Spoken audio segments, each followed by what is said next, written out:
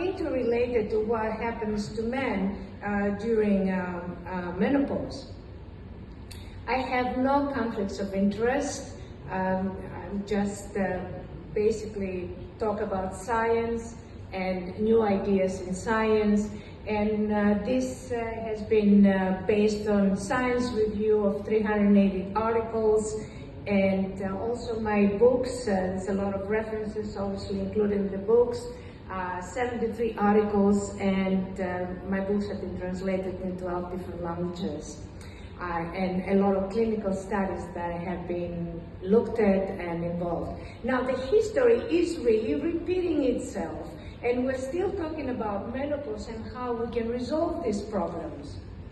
And the most important menopausal symptom that women hate is the agony of this vaginal dryness that basically interferes with relationships because it interferes with the sexual part of the relationship, that vaginal atrophy and the burning sensations that women have that basically stop not interfering with the with men and male. Men also go through a midlife crisis, and because women are unresponsive, they go out and buy a new car. But estrogen, we're talking about estrogens, is not the only problem in menopause. It's one of them that has to do with the thinning of the skin, but there are other problems. And the other problems is that a lot of patients say, my hormones are in the normal range. You know, why is it, there's no problem. But it's not just a normal range. It has to be optimized. It's the optimal range. And if you look at the numbers there is a difference between normal range and optimal range. And that, I think, is very important. And then you have this inflammation that is both for men and women, and inflammation will create apathy. Apathy is going to get men and women distancing themselves from each other. Low testosterone is going to lead to boredom, both from the female and the male. And again, it will interfere with the relationships, the psychological aspect of menopause and andropause. And of course, high cortisol is going to get women to eat more. Of course, they're going to put on more weight because they're eating more. And men are going to just start going out and getting some more girls in the new car they bought. And all that is going to start interfering. So men are also going to go to the gym and they're going to keep working out to kind of get back their youth. But the problem with that is that cortisol and testosterone have a kind of seesaw relationship. So when testosterone goes up, cortisol goes down. So they basically, with the gene, they increase the cortisol because they expand energy. And after 50 years, the visceral fat is not dissolved, and they expect to get the one on the right, but they get the one on the left. Basically, the muscle is built on top of the visceral fat. And visceral fat, I call it death by visceral fat. Why? How many people do you know over 80 how many people do you know over 80? Not many, right? And they die. That's why. So the visceral fat is the beginning of a lot of problems. So again, the problem is not just going to the gym. If you think about it, somebody with IGF deficiency, they don't grow any muscle. So the point is not going to the gym or running, and it's a lot more important that it's the hormones, and that is the most important thing. So a lot of the understanding so far in anti-aging is that the body is like a glass that empties, and then you have to put more in it. So you put more injections, you put more exosomes, you put more stem cells. But the body is interactive. So why is it that menopausal women cannot lose weight? They go to the gym, they do the due diligence, because fat is a systemic issue. It's a systemic problem. And this is what I would like basically to give your attention and your focus today on the systemic synchronization. Because when the system is synchronized, there's a lot of good things that happen out of that.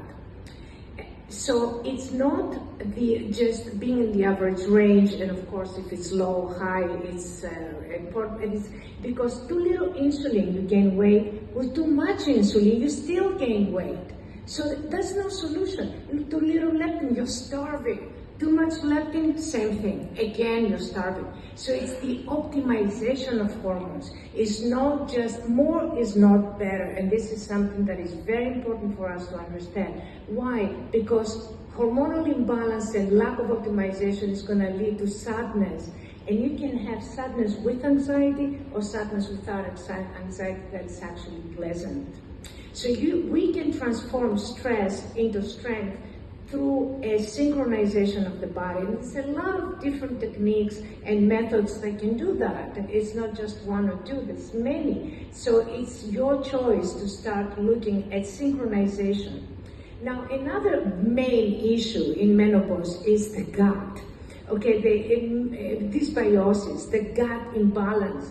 And if you can have a rich bacterial communities, and you can have a poor and unbalanced bacterial communities. One is going to be healthy, the other one is going to be unhealthy. And the gut inflammation and hormonal imbalance go hand in hand. They actually have the exact same symptoms, and they're all related to energy, because the energy is going to go down, both with gut imbalance and with hormonal imbalance, overall health, and of course the mood is going to be problem. And what happens is the vagus nerve that connects the gut with the brain. And there is, we call it the gut-brain axis. Well, this is very important because the brain makes a lot of determination about how we feel, how we react, the decisions we're making, how we're going to respond to our relationships. And the gut produces about 90% of serotonin. Serotonin is related to every single mental health disorder, anxiety disorders, even schizophrenia. It has to do with serotonin issues. So the involvement of, we even say things, we say, I feel it in my gut.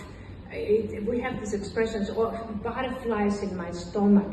This is basically the gut, it's like your second brain. So brain and gut are intertwined. And of course, the immune system are also part of this. So you have this triad of three different factors influencing. And this is what I've been talking about in my book, The Rhythm of Youth, that I gave a copy to Dr. Cartier. Basically, what I say in the book is that when you synchronize in the body, something magic happens, and that's a gestalt. And the gestalt is more than the sum of its parts. So even if you treat different parts of the body, it's not going to create that. It's the synchronization that matters. The rhythm of youth, you see, the person, or, that when you have like an awkward way of moving, and when you are having that rhythm inside your body, because you're synchronized, you have a whole different movement. Your movement is different, your presentation is different. So basically you can unlock longevity through a powered synchronization.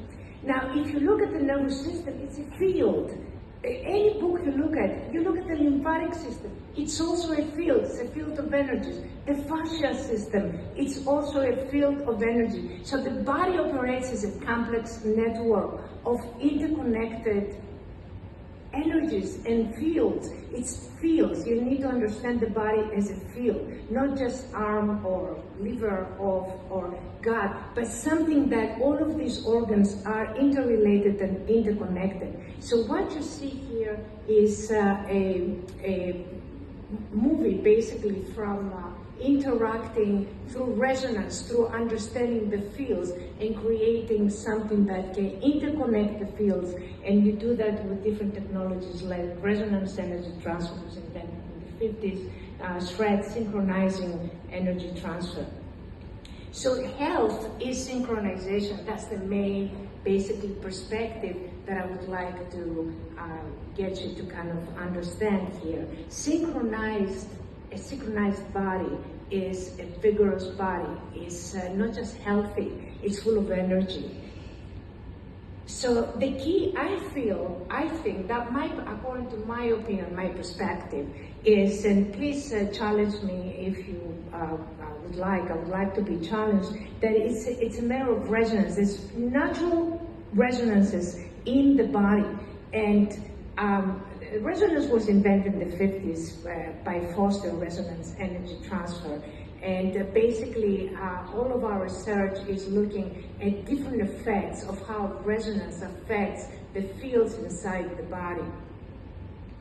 So a resonance is like a chain reaction inside, and there are inherent resonances inside the body that if we tap into these resonances, we can then synchronize the entire system.